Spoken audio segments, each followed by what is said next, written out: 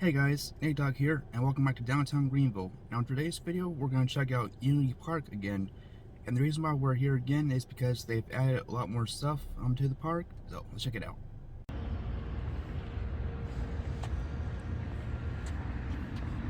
They just put in some of this out within the past day or so.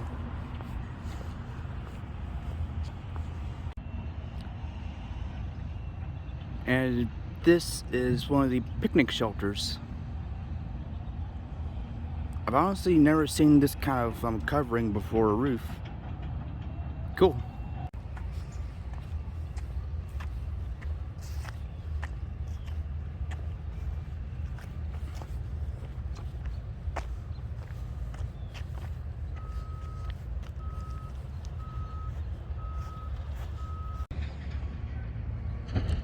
And here are the supports for another bridge they're building. I believe that there's a total of 3 bridges that are going to be in this park.